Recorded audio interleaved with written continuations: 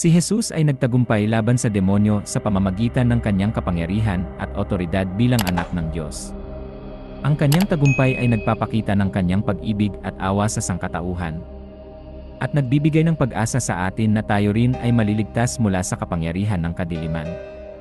Ang kapangyarihan ni Jesus. Si Jesus ay may kapangyarihan na higit sa lahat ng kapangyarihan ng demonyo. Sa kanyang pagdating sa mundo, nagsimula na siyang magpalayas ng mga demonyo na nagpapakita ng kanyang otoridad sa kanila.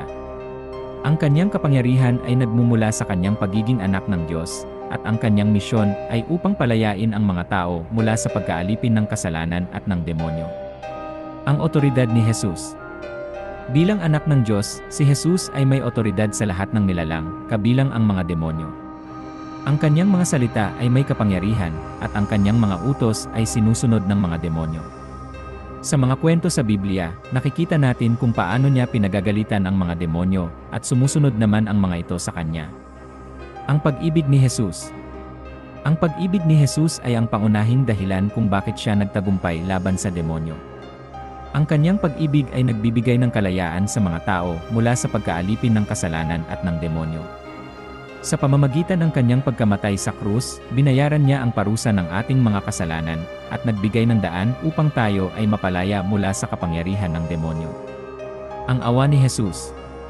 Ang awa ni Jesus ay nagpapakita sa kanyang pagnanais na tulungan ang mga taong nagdurusa dahil sa demonyo.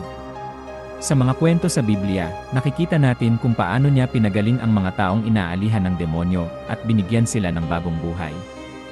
Ang kanyang awa ay nagbibigay ng pag-asa sa atin na tayo rin ay maaaring mapalaya mula sa kapangyarihan ng kadiliman.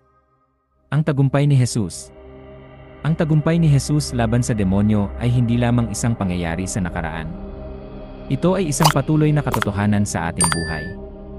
Sa pamamagitan ng pananampalataya kay Jesus, tayo ay maaaring magkaroon ng kapangyarihan at otoridad upang labanan ang demonyo. Ang kanyang pag-ibig at awa ay nagbibigay sa atin ng lakas upang manalo sa laban sa kadiliman. Ang pag-asa sa tagumpay. Ang tagumpay ni Jesus laban sa demonyo ay nagbibigay ng pag-asa sa atin na tayo rin ay maaaring magtagumpay sa laban sa kasalanan at sa demonyo. Sa pamamagitan ng pananampalataya sa Kanya, tayo ay maaaring magkaroon ng kapangyarihan at otoridad upang labanan ang kadiliman. Ang kanyang pag-ibig at awa ay nagbibigay sa atin ng lakas upang manalo sa laban. Konklusyon. Ang tagumpay ni Jesus laban sa demonyo ay isang malaking tagumpay para sa sangkatauhan. Ito ay nagpapakita ng kanyang kapangyarihan, otoridad, pag-ibig, at awa. Sa pamamagitan ng pananampalataya kay Jesus, tayo ay maaaring magkaroon ng kapangyarihan at otoridad upang labanan ang demonyo at manalo sa laban sa kadiliman.